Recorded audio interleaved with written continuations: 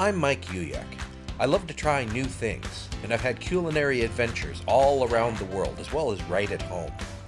I've had really wonderful food, as well as some really horrible food. I'd like to share some of my adventures with you, and we'll see if I have what it takes to fix whatever goes wrong. This is Recipe Redemption.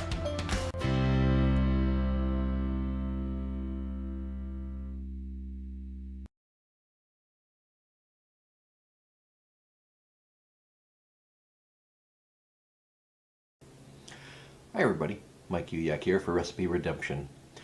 While I was shopping for the ingredients for the Full English Breakfast Pizza video, I ran across some packages of vegan sausage. And normally, me being a bit of a carnivore, I overlook those products. I just pass right over them, go for the stuff that I'm actually looking for, which in this case was British Bangers, as well as some breakfast sausage.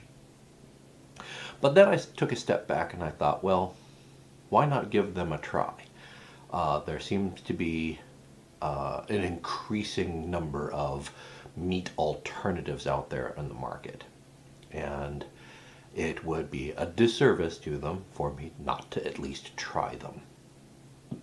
Now, the thing with vegetarian and vegan substitutes for meat products that we've come to know and love has always been that they don't taste anything like the meat that they're supposed to be replacing, or good in any way. Some of them in the past have been downright disgusting.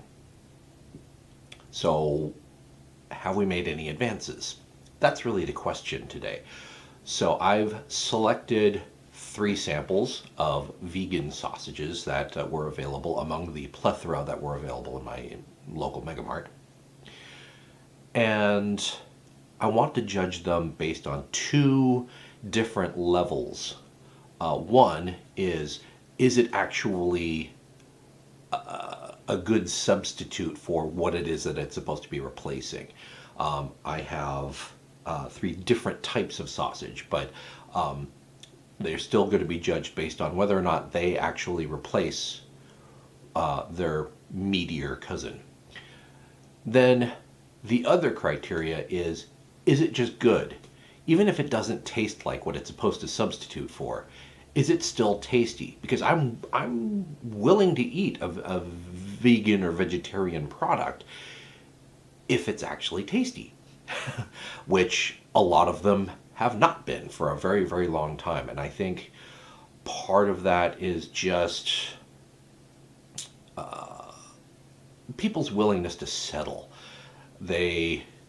You have a certain set of ideals that you want to live your life by, and you're willing to forego flavor in exchange for feeling good about your ethical stand, that you're not harming another living thing, or causing pain to another living thing.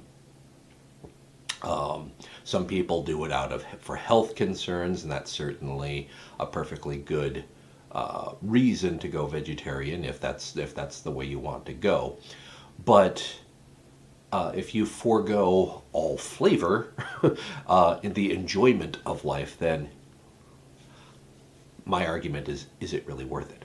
So that's the question: is it still good to eat, even if it isn't a really good substitute for the original? So, first of our contenders,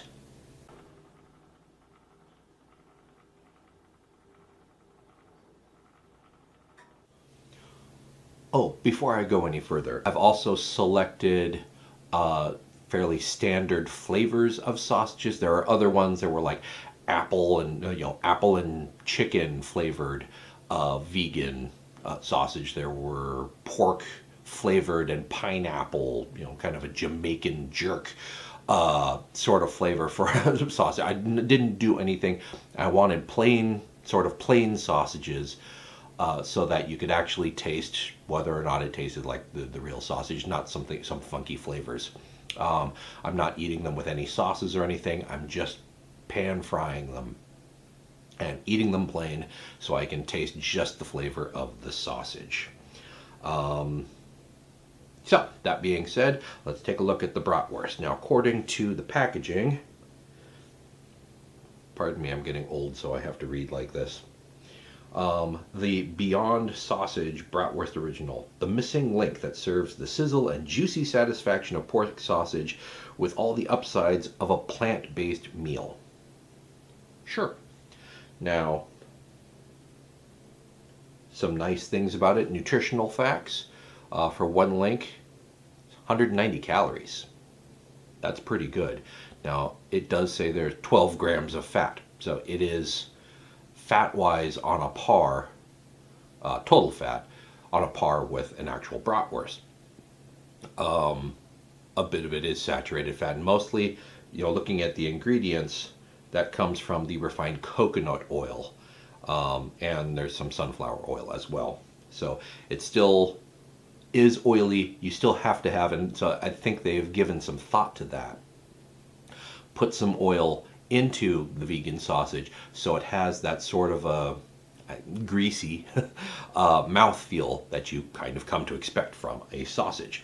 But primarily it is pea protein isolate in this, as well as a little bit of rice protein, fava bean, potato starch to hold it all together, and fruit and vegetable juices and apple fiber as sort of the coloring, and the casing is a calcium alginate, so it's basically a processed seaweed product that they've made into the sausage casing. So let's give it a try.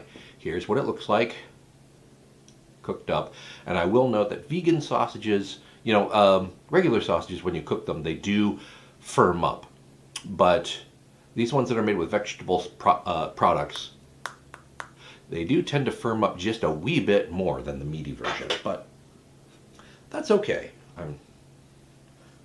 I'm willing.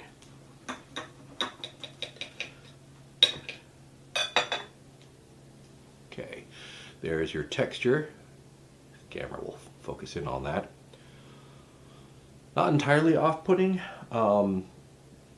It's a little bit different. The alginate casing, you know how your sausage casing sometimes splits when you're cooking it. The alginate casing, it's a little more delicate, so it does that too. But it forms this kind of a crust, which on first glance, if you're actually thinking about it, looks a little different and makes you stop for a second and say, what am I actually eating? But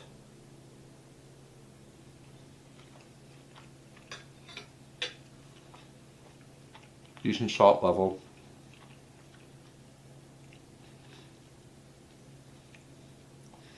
They've got the mouthfeel pretty good. Texture-wise, it actually does seem like an actual sausage. The seasoning and the fat level is pretty close. There is just a little bit of an odd aftertaste. But on the whole, not bad. I'm going to try another bite.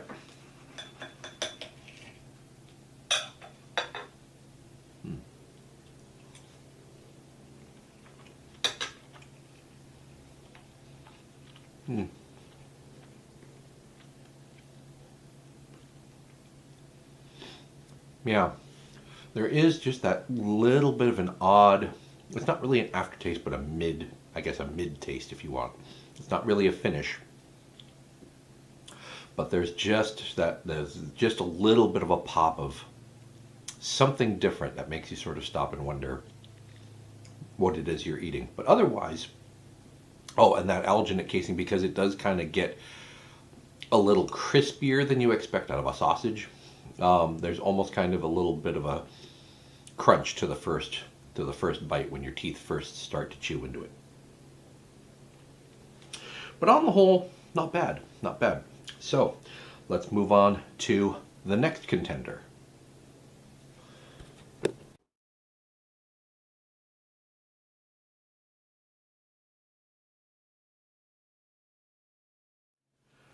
Okay, Tofurky, the OG.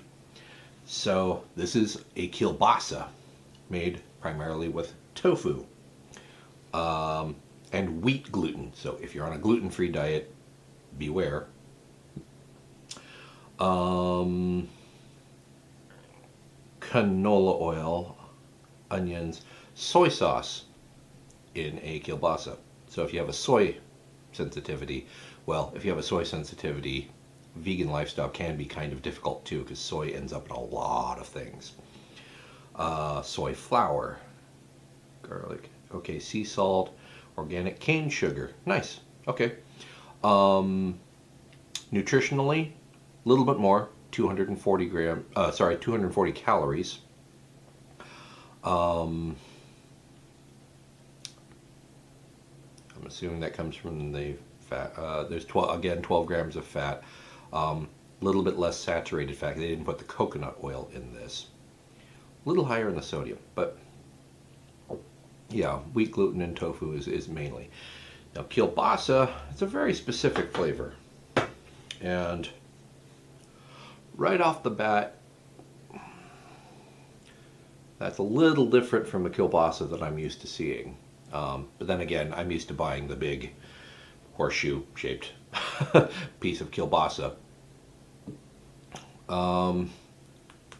Again, cooks up a good deal firmer than I'm expecting. And they didn't mention, let's see here, did they mention the casing? They do not.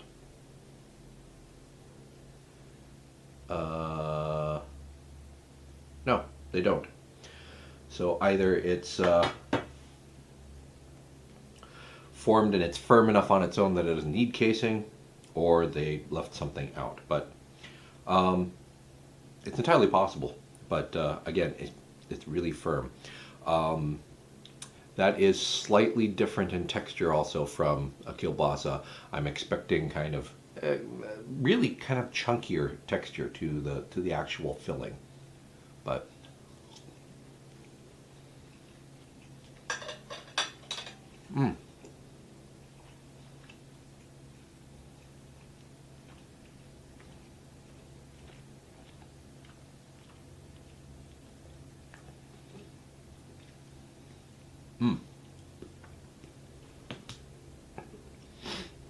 not kielbasa. So,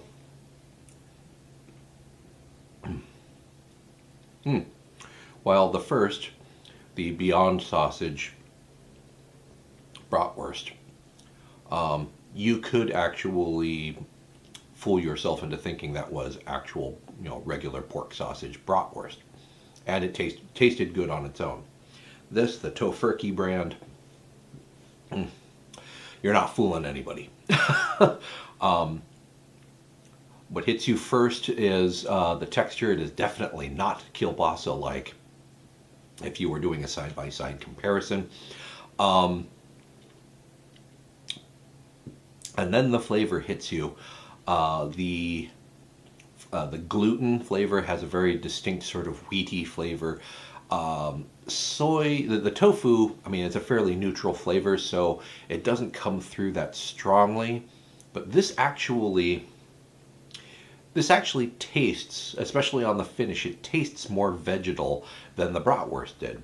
This kielbasa is not. You're really not fooling anybody. It is also noticeably saltier than the first one. A lot of that is just to cover up the fact that this doesn't taste like anything even remotely like sausage. It's reminding myself that I always try things twice, no matter what.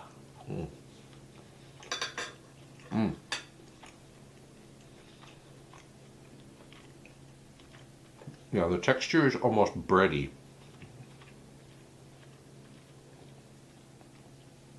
And now that I say that word, with the bready texture, I can actually taste the gluten even more.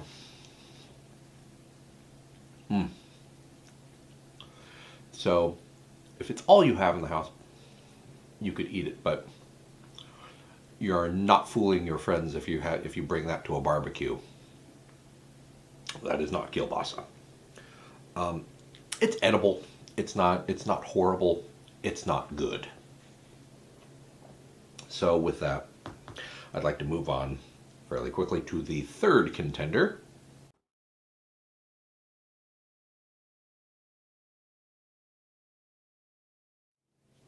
Going a little different.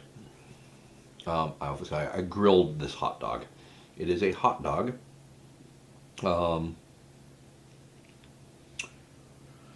Light Life hot dogs. We had a number of products in the store, but this was the only one that actually had just the sausage flavor. They had a bunch of other funky flavors. So, 50 calories per link. A little bit less salt. Obviously, it's a hot dog is going to be smaller than broad or kielbasa, so it's sort of expected you have fewer calories, but still 50 calories for a hot dog. It's pretty good, and only 2 grams of fat, so there's a lot less added fat to this.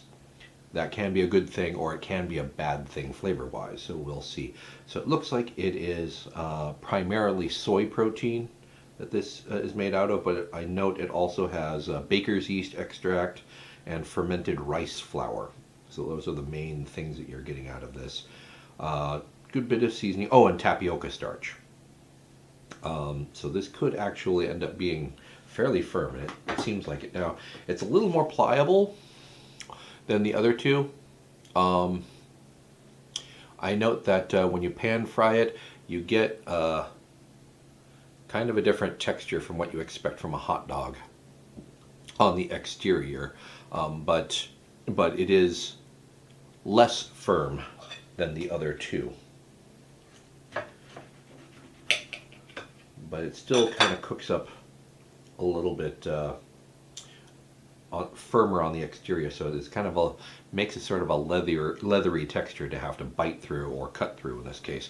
Now, it's a hot dog, so no one really wants to know what goes into a hot dog to begin with. So the texture is about the same anyway. They're usually hot dogs are usually made into a fairly homogeneous puree of whatever you're putting into them, and then extruded at high temperature to form the actual sausage. So we'll see.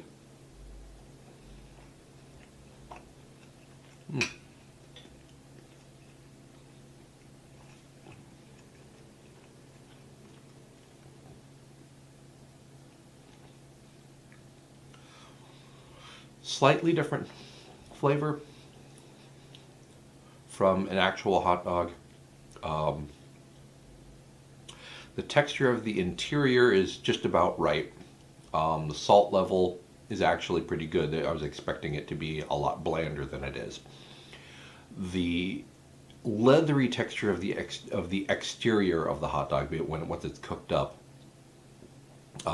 if you decide to broil or pan sear it like I did, is a little different.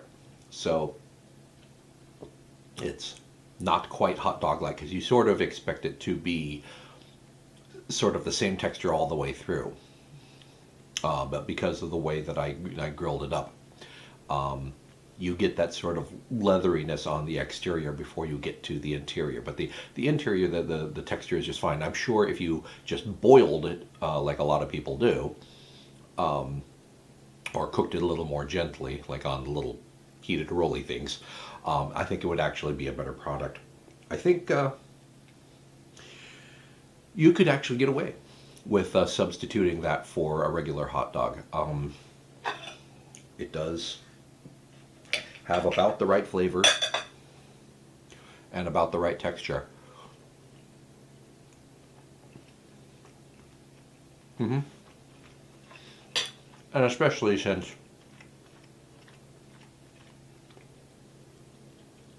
since nobody really eats just a plain hot dog. Well, not too many people just eat a plain hot dog. They usually have it covered with condiments and on a bun and whatnot. Or if you were to cut this up into, half-inch, three-quarter-inch segments and put them into baked beans and a beanie weenie, it would actually be a pretty good substitute. It's a decent sausage on its own, and it actually does taste pretty much like a hot dog. And again, if you cooked it a little more gently, it actually fits both criteria. So, the Beyond Sausage Bratwurst, not bad, decent substitution for real bratwurst, and tasty on its own. Tofurky kielbasa, not so much.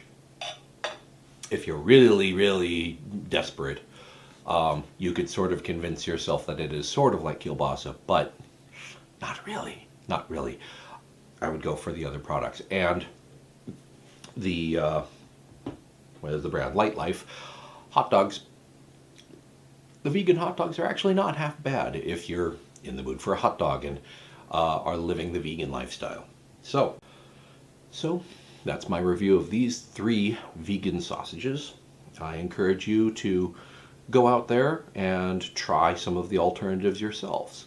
Whether or not you're adopting a vegan or vegetarian lifestyle, variety is a spice of life, and these are certainly okay. 2 of the 3 anyway are actually quite good substitutes for the real thing, and one is edible. If someone serves it to you, you're not going to die. But it's worth looking into, and I encourage everyone to just expand your horizons. They are a little bit more expensive than the typical, just because less demand for them, more processing than a typical sausage, that sort of thing. But maybe it's worth it to you. So with that, I'd like to thank you for watching, and I'll see you next time here on Recipe Redemption.